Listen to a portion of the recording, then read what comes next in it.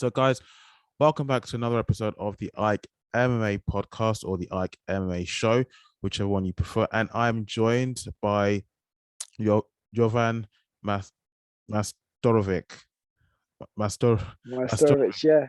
Majstorovic, a mixed martial arts fighter fighting out of Southeast London from Croydon, isn't it? Uh, yeah, South London, Croydon, South London, Croydon. We recently switched gyms. So I was gonna say, but I don't know the name of the new gym yet, and it's not on the topology website, it's nowhere online.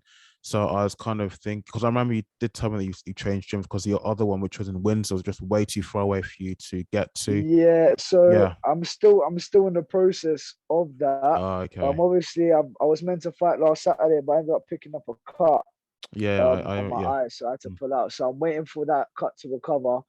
And then yeah, as soon as that's recovered, I'm gonna go spar at the new gym I'm hopefully gonna move to.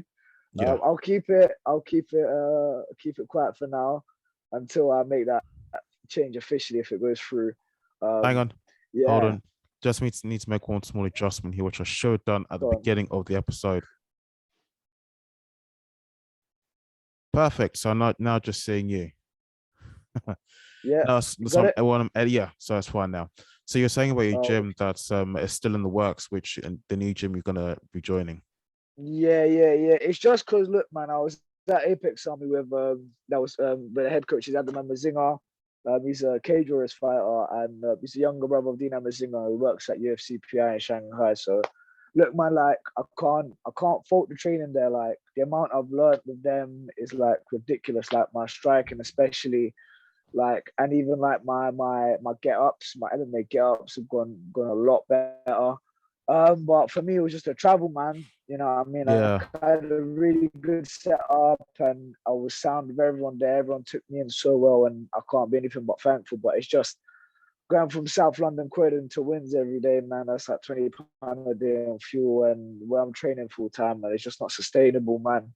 You know what I mean? No, I completely understand because I used to be in a similar situation, although it was to do with what it was to do with where I was working the weekend. I live in Hackney, East London, and where I was working was in Ealing, all the way over in West London. So you Oh, find that mate. actually by the time you get to work or wherever you're going to be going to, if you're going to be doing it on a regular basis, you find that actually by the time you get to the destination, you're always worn out and you don't even have the energy to Yeah, work or train or whatever. So I completely understand what you mean. So I mean, yeah. well, overall, how are things?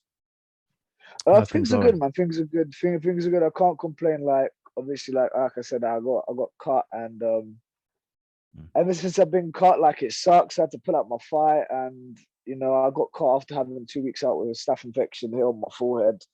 That's just Ah, recovered now, thank God. Like, yeah, wow. man. That's Yeah. why. That's why. Like, listen. Even when I got cut, man, I was like, oh, I'm fighting, I'm fighting. Like my ego, you know what I mean? Like me not wanting to pull out and whatnot. But I spoke to like a few friends of mine that are pros and stuff, and like they said to me, they were like, look, mate, like you just had 2 weeks out with staph. You've not sparred. Your timing's off. Your first session back, you got cut. Like, just lower your ego, think of your brain instead of your balls, and just pull out the fight. Like, make a smart decision for once. And I was Yeah. like, you know what?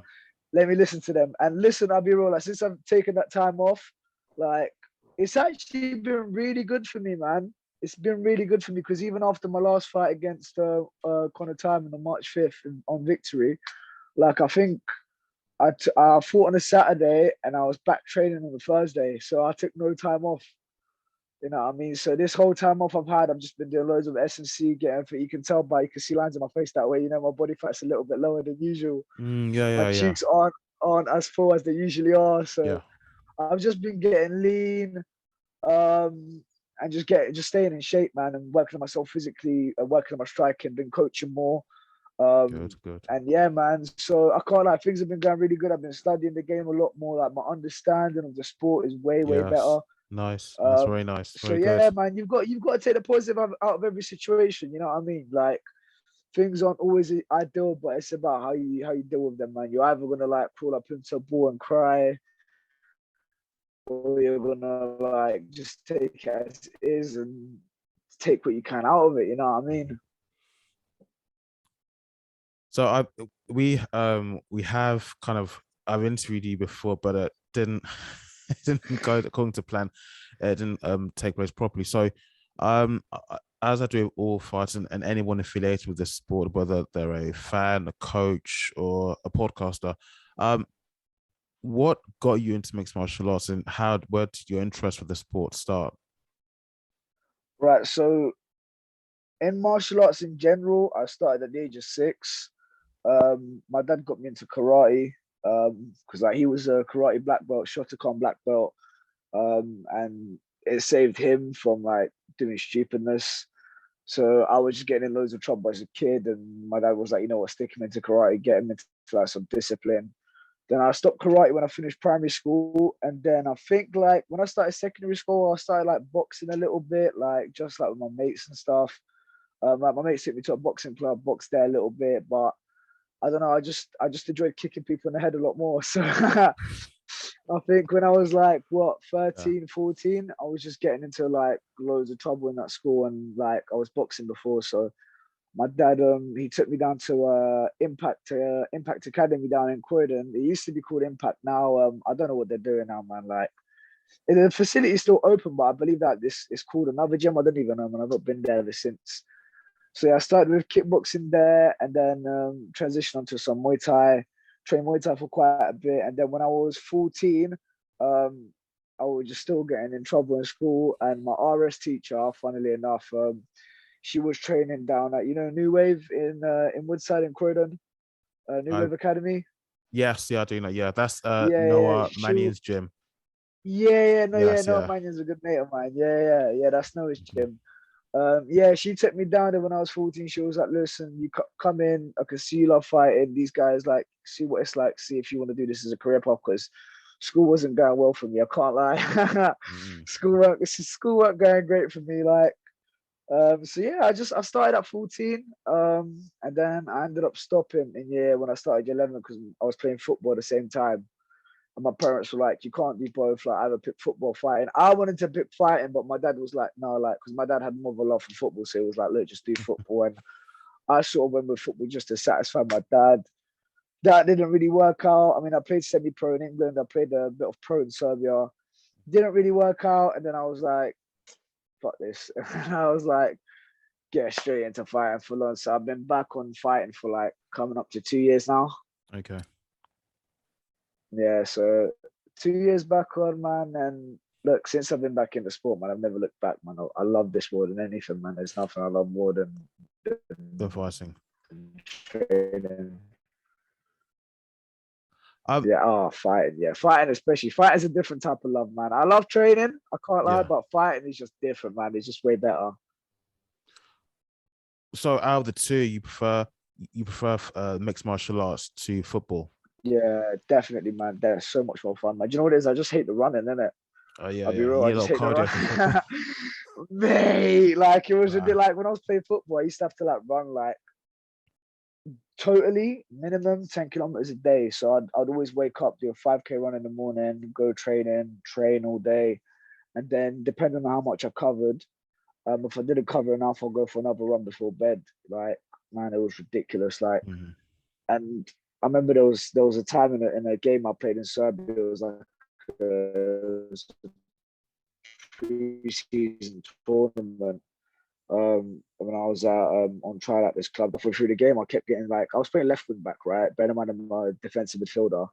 I was playing left wing back. Never played left wing back in my life. I actually played pretty all right, and I kept getting shouted at by my coach, like because apparently I wasn't like doing my job, but I ran like the most out of anyone on the pitch. Sure. And I just remember like into that I think 60th minute into the second half, and my calves started cramping. I was thinking like, you know what, fuck this shit, man. This is long. I was like, what? Why am I just running like a dickhead? Like, what the hell? Like, this, I just want to punch someone up. Like, I want to get Yeah, back into yeah, fighting. yeah, And then I ended up getting injured.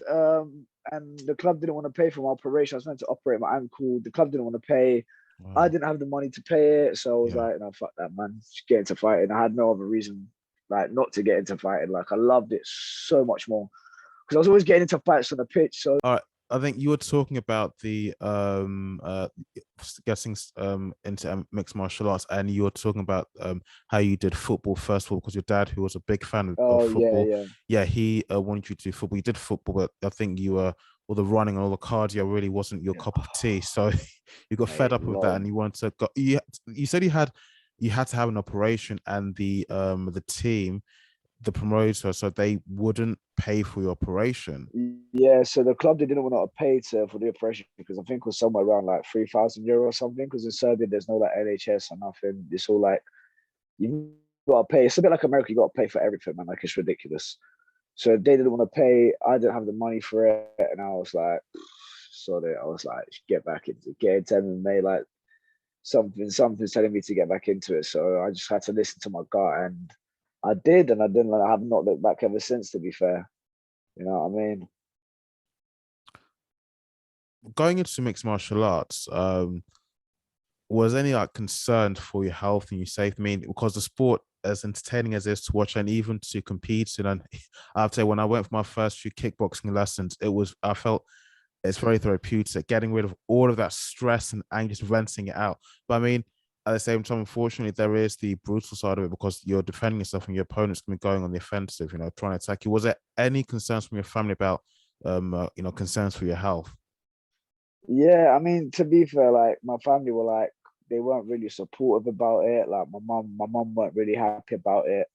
My uncles, they weren't like my uncles from my mum's side. They like everyone from my mum's side was just like, why doing this? Like you're just gonna be like a pawn. Da, da, da, da, da. I was like, listen, mate, I don't care. Like this is what I want to do. You know what I mean? Like I knew this is what I wanted to do, and everyone from my dad's side of the family, thank God, they were all supportive because like a lot of them are like judokas and stuff because like judo's quite big in Serbia, so they understand the whole fighting side, and they were like to me, listen, like you clearly have something for fighting, so why not? You know what I mean? Like see if it's for you. If you're getting beaten up, then obviously it's not for you. If you're doing all right, Yeah, then clearly like pursue it. You know what I mean? And thank God now all of my family is quite supportive over it. Of course, like my mom was like mad scared about it because like the amount of injuries I had from football was just ridiculous. Like the best way I can describe myself is a little bit like Daniel Sturridge, mate. Like just getting injured over everything. I'm like, like that old broken down like PlayStation 3 controller that's had like sellotape over it and stuff. And even though yeah, you've got a PS4, when you play like Ultimate Team, you use that old PS3 controller to throw at the ball when you're raging, innit? That's what my body's like. yeah, My body's like that beaten up PlayStation 3 controller, you know what I mean? You know what I'm saying? But you know yeah, what? To be fair though, like even though there are loads of like risks with MMA with the injuries, I'm actually way more of a complete athlete than I was like as a footballer, to be fair, because like the amount of like mobility that I'm doing now and the stretching and stuff, like I'm not having issues with muscles, thank God. Like touch wood, you know what I mean? So I ain't got issues with muscles. Obviously, with the joints, it's a whole different thing. Like my knees all over the gaff, to be fair. But that's what I'm doing a lot of like S&C to just to prevent any like cause of injury. I'm doing my S&C, I'm doing prehab. So just to minimize the opportunity of an injury. I mean, obviously stuff like cuts and whatnot and stuff, you can't really control that, you know what yeah. I mean? You I just know. got to Yeah, sort of like keep your hands up and hope in it. But as far as like any other injuries are concerned, thank God I've not got anything like to worry about. Because like I said, man, I believe like all that time I've had with football was like work experience as well. Because now I know like what to do. I know my body a lot more, and I know how to. I listen to my body now way more than I did before.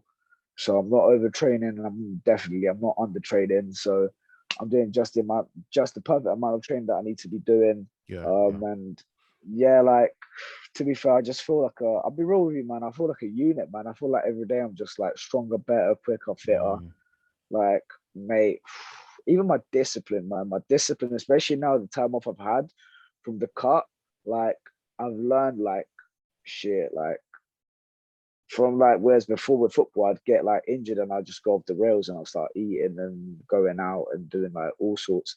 Whereas now I'm just way more disciplined in my food and I'm still counting my calories even though I'm not in camp. Like I'm counting my calories, I'm making sure like I'm on point. I've still got my really? goals. Yeah, no man, I always count my calories. It just helps me Mm. have be in a routine, man. Look, Because I if I'm not thought in a routine, it's just hectic for me.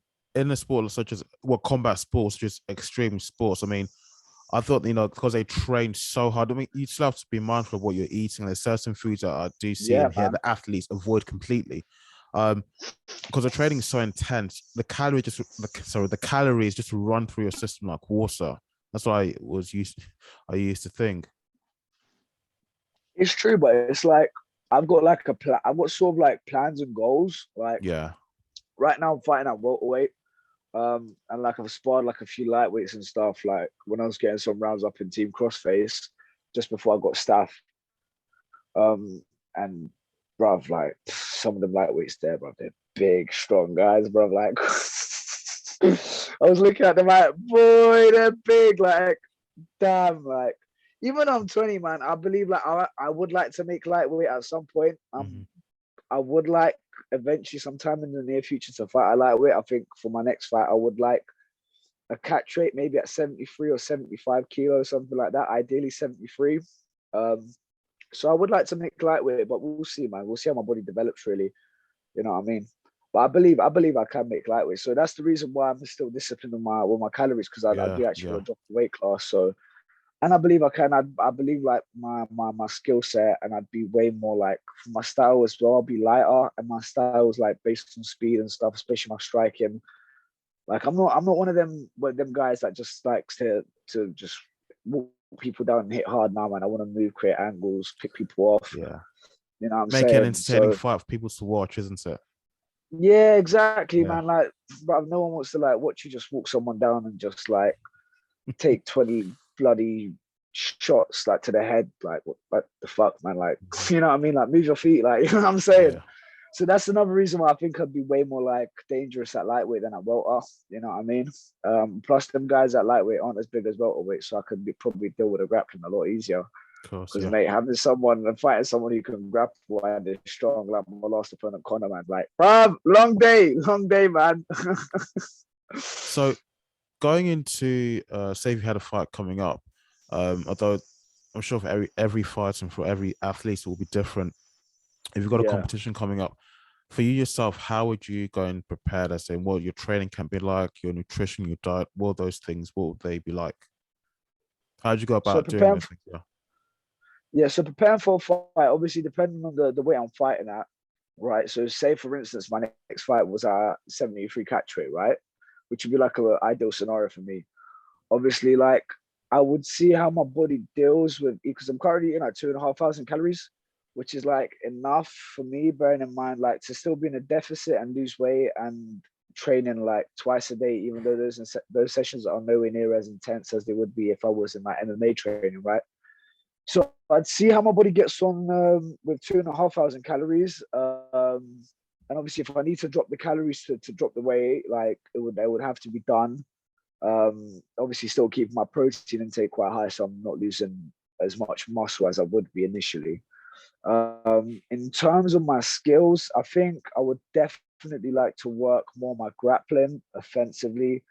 Because I actually feel like even though I didn't show this in my last fight, yeah, like I actually like did not back up my takedown defense at all. Like I like to think I'm like decent in takedown defense, right? But I think even like my grappling in general was like not bad, but it's just I didn't really do much of it in my MMA rounds when I was at Apex, if that makes sense. I just fell in love Sure. with standing too much. No, I do understand So I that. Yeah. think, yeah, I think I definitely put more emphasis into the grappling, because now I sort of like, I'm not even trying to be egotistical or nothing, man. Like when I fought Conor, I think I like in total I counted all the punches that I landed. I think I landed like 3 to the head and 1 to the body. Um, and I managed to drop him by like within 3 punches to the head. So clearly, I know I can stand and I can drop people. Like, so I'm very confident in my striking. Right? It's just I want to be a bit more confident in my grappling. I want to be able to take people Yeah. down and just smash them and maul them and just make it horrible. You know what I mean? So that would be an emphasis for me right now. Definitely put more emphasis into the grappling. And yeah, see how I develop from there really, and obviously keep doing my S&C, like just get like stronger, and if I can put on a bit more muscle, ideal. You know what I mean? No. Just be as complete as I can, really. You know what I mean? The connection is not great, but we'll still Oh, go on. Um, so well, just in relation to what you said, that I do, from what I can see in mixed martial arts, I can see that if your ground game is good, and if your stand-up is good, then it's almost like you're a proper well-rounded fighter. And that's not to be to be condescending to you, but I do kind of see that ground game is a lot harder than stand-up because you can see with the Russian guys, Khabib, Makhachev, and the other guys coming from that part of Russia, Dagestan, even Hamza Chimaev. Hopefully, did I get that right? Chimaev. Hamza Chimaev. Um, those guys, their ground game is really, really good. And I think I've always said that once they get you on the ground, that's it. You are not getting back. Well, whoever their opponent is, that's it. They are not getting back up. You know, so I always say that if your ground game's good, then I think you've got the advantage over the other person because with your stand up when you're trying to go on the offensive, trying to get a knockout in, you got the other opponent has the advantage of moving. But if you're on the ground, you pin him to the ground, you can get him into an arm bar or a rear naked choke hold, whatever, and you can, you can get a win if they tap. You've won the fight. So yeah, I Yeah. do agree with you that working your ground game would be really, really beneficial to you. But I mean, I still say that with a lot of caution. I do hope that I don't sound foolish to you or to anyone else listening to this. I'm still mainly just a fight fan. I've started some kickboxing classes, but I'm yet to even get back into that. But I do know just the reason why I started and why I like still interesting going on is because it felt really good after the session. um, but no, I mean your current weight at the moment, what is it? I'm not. I've had a bit of a. It's just been Serbian Easter, in it, which is like a week Okay. after like English Yeah. Easter. So I'm backing out with the excuses already. I've not actually No, stepped it's on the right. scales, in it. No. So I don't even know, man. Is bad. I think last time I weighed myself, I was like 85 or yeah, 85. Mhm. So I don't know. Now I'm probably, if I had to take a guess, it'd be like 86. Okay. That's not Something not too like bad, yeah. 86, Mhm. 86.5 to be fair. Because like I can't lie, like I've got rid of some of the water retention from like all the heavy carbs and sweets and chocolates that I had on Sunday, in it. So my body's getting back to like where it was just before Easter. So I reckon I'm like, if I had to guess, like know my body, I'm around 86, 86.5. I'm still a little bit scared to step on those scales. It's one of them ones like I've had a mad weekend and I'm like, oh. Now, I ask you that because it's to venture into a certain area that I've heard that some athletes have told me certain um things about. So I've seen certain let me I call them horror stories about some fighters will cut weight so drastically they've lost so much weight, so much fat, and maybe even so much muscle that I've seen at some weigh-ins in the UFC that when some athletes have stepped on the scale at the weigh-in, they actually faint. I've had other athletes who Yeah. told me that they've lost so much weight to make weight for a particular fight to just to match up weight in that weight class in that division that they've heard in their brains rattling in their skulls. And I mean, have you ever lost so much weight to just for a fight? Have you ever cut weight so drastically like that before? Um, Thankfully not yet. So I can't lie, like I think my last weight cut, right? So the whole camp, I think when I started camp for Connor Timon, right, for victory, Yes. I think I was around like 92. And then I got down to like 85 in camp. And then when I cut out carbs and stuff, like because I cut out the carbs the Saturday before the fight, so 7 days before the fight, I cut out carbs and stuff, and I got from 85 to 82. Mhm. So the day before my weigh-in, I was 82. And so when I stopped drinking water, the day before the weigh-in at 12 o'clock, I was 82 kilo, and then I literally just pissed everything out. And then the next day, I woke up on my weigh-in day, and I was 79, right? 79.5, right? So then I only had like a 2 kilo water cut, which ain't too Yeah. bad. Like the weight cut was just stressful because like I went to go cut weight at my friend's house and his hot water wasn't working. Then I had to go to my other friend's house, and then we finally managed to cut the weight. Had to do the video weigh, which was just long. Like I'd rather Mhm. just weigh in like when I get there. So yeah, it was like it wasn't too bad. I've never really had to cut that much weight really. I think for my Cage Warriors fight, I didn't cut any weight. I made weight 2 days before the fight, Sure. which was a bad idea because the guy was like stupidly like bigger than me. At my first fight, I wasn't. I think I cut like 4 kilo. That wasn't like it wasn't mad hard. Like it was my first weight cut, and it was a lot easier than I thought it was gonna be. I'm not gonna Sure. lie. Okay. Like it's hard, man. It's hard and it sucks. But I think once you're sort of in that mode where you're like cutting weight, you just sort of want to just get the weight off, man. And you don't really, I don't know. I'm talking for myself, innit? Like it sucks. Cutting weight always sucks, man. But it's just like Mm. when you're in that mode, you're like, listen, man, I just want to get this weight off, and I want to get it done. You know what I mean? Like, yeah, I've never really had to like. I don't know. Maybe if I make 73, man, then I might come back and tell you something else, innit? You know what I mean? But I know like some of No. my friends, man, they've had to cut like stupid amounts of weight, and it's like telling me their kidneys were hurting and stuff, and I was like,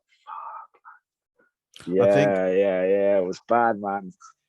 I think it's because I mean I've done something similar to that, but it wasn't like as extreme because I'm not an athlete. I'm not a mixed martial arts fighter, but I mean a few years ago I was doing fasted cardio every single day at the gym, virtually every Monday to Saturday. I'd be on the treadmill till I burned off 1,000 calories. Go home, change, come, and then go back in again for another session, just lifting weights. Now I started doing that about at around a weight of 105 kilograms. And when I was at my lightest, I was at 91 kg. And I was tracking Oh, my calories. But I have to say, I did feel different. I did feel lighter, a bit more energetic, and even much more positive. But I think if I lost any more weight, probably even down to the 70s, 79 or 78 kg, I think probably I would have felt really uncomfortable because I think everybody's stature and their physique, there's a certain weight that's to match that particular body type. Not everybody can even cut weight so easy to that particular weight and without some consequences, if you know what I mean. yeah, yeah, So yeah, yeah. yeah. Yeah, no, I think definitely it's just down to the individual, really, man. Like Mm. it really like I know what you mean. Like I agree with you, but it really does depend on like your body type, and it depends on the person themselves. Like if someone Mm. wants to make that weight and they're willing to go through hell to make that weight, like trust me, they're gonna make that weight. Like No, of you course, know what yeah. I mean? Like if someone really like if someone's half-hearted about it, then you're gonna just have a long weight cut, mate. I'll be honest. Like so, you just sort of got to set yourself in that mode where like I'm making that weight. I don't care what happens. I don't care. I'm making that weight. Like you got to sort of just have tunnel vision for it, man. You know, because that initially, man, like I see the weight cut as like the fight before the fight. Yes, You yeah, know what of I mean? course, yeah. Like I actually enjoy cutting weight, which sounds kind of like crazy and stupid. I just enjoy it because of the it helps me channel myself in for the fight, helps me prepare, it helps on preparation. Because if I like I noticed in my second fight where I didn't actually cut weight, I sort of like walked into that fight and I was like, man, just a fight really. You know what I mean? Whereas the fight with Connor, like, because I had a weight cut the day before and stuff, I was like the whole time and I was like cutting out carbs and just eating boiled eggs, man. I was like, mate, like it's just prep, like it's just fight prep. It just puts you in that grafted mode, and there's nothing, like I promise you, nothing like can prepare you for a fight like a weight cut can, man. Because like literally a weight cut is hell. A weight cut is No, hell, I man. understand, yeah. But I genuinely enjoy it, man. You gotta love every part of the process, man. If you want to do this sport, you gotta love every part, man. Even the weight cutting, man. You know what I mean? Like it sucks, but you gotta learn to love it, man. So your most recent fight, which was with Connor, was which was at the Victory Fights, Yeah, yeah, yeah. with Connor, is it Ty Timone? Connor Timon, yeah. Um, so the fight you should have had after you had to pull out because of an injury you had to your eye and a staph infection. So I mean now things have moved on a little bit. Some time has passed. When can we be seeing you in the octagon again or in the ring again? Listen, I think I'll be sparring at the new gym that I'm hoping to go to probably if maybe not this week, but probably start of next week. So from Monday possibly. And at the end of the day, all depends to what the coach says to me, man. I would like my like ideal goal. I think Victory have like a fight card. I don't know, maybe sometime in June. But I know Fight also have a fight card at the start of July, July 2nd. And Fight Star, I believe it's going to be in Crystal Palace National Sports Centre, which is like around the corner from my house. I went to college there, so I could sell that arena out, and I would love to fight on Fight Star, man. You know, what I mean, like I could easily sell 100 tickets for that fight, man, and I could shut that arena down. And put on a performance and a half. You know what I mean? So ideally for me, listen, man, I'm one of them guys. I'm happy to fight whenever, wherever. I don't care. Like anytime suits me, man. If I can make the weight, and if I can like have give me at least like 3 weeks or 4 weeks to prep for it, boom, I'll make that fight happen. You know what I'm saying? But yeah, like ideally, I would love to fight on that Fight Star card, man. You know what I mean? So Fight Star, if you're watching this, I want to fight on your card. Get me on that card. You know what I mean? I would love to fight on that card, man. I'll be sick. Like, it's in my backyard, man. Like my hometown. Yeah, of course, it'd be a shutdown. You know what I mean? At least have your people supporting you. Yeah, like all my boys. Like I've been seeing a lot of my boys and my friends and stuff, and they all been. I told them like I'd like to get on Fight Star and stuff in Palace. And when I've told them where it is, because obviously like my first fight was in Camden Town, that was long. And my second fight was in Colchester, that was long. My third fight was in Brighton. Even like that's not too far, but now even some of my boys were like, oh, man, at Brighton, like. And then even I actually managed to sell a table for Shokanor, right, which is in Portsmouth. So, and all my boys were like, listen, if you fight at Palace Sports Centre, mate, we will like bring like 100 people just ourselves. Like, so that's just like one group of friends that I might end up like selling 100 tickets for. So, like, we will set out the arena, shut it down. Like, it'll be all my people in the stands. Literally, it'll be all my people in the stands. Like, mate, I could do a madness on that card because it's in my backyard. Everyone that I know would come. Everyone that I know would come and watch that. Man. No, you know, what I mean? naturally they would because someone from there. Well, what's that call it back Yeah. up from someone from the local community is fighting. So yeah, we say from the ends. Yeah, from the ends, someone from the ends fighting, man. Everyone wants to come support me, and I'm in the ends fighting, so like representing the ends. Everyone would love it, man. People would love it. So, I think you did tell me that you gotta dash off to work after this. So, is there any sponsors you want to give a shout out to? Any coaches, your team, family, friends, agents, whoever sponsors? Obviously, firstly, I want to give a shout out to GK Water Striking, Greg. That's my guy. He's the reason like I am like who I am mainly, like especially like now with my coaching. I wouldn't be able to coach without learning from him, and I wouldn't be like in a position where I can, and I wouldn't be this good if it wasn't him, if I'm honest with you. Shout out to my old team, Apex Army, big up Apex Army, big up my coach Adam Amazinga. Love everyone there. Shout out to my sponsor, JMS Cuts, my other sponsor, Comet Sport Nutrition. And yeah, man, just shout out to all my people, man. That's all I can say. Shout out to all my people. They know who they are. They'll see this, and yeah, they know, man. They know. Like, I don't need to say too much, man.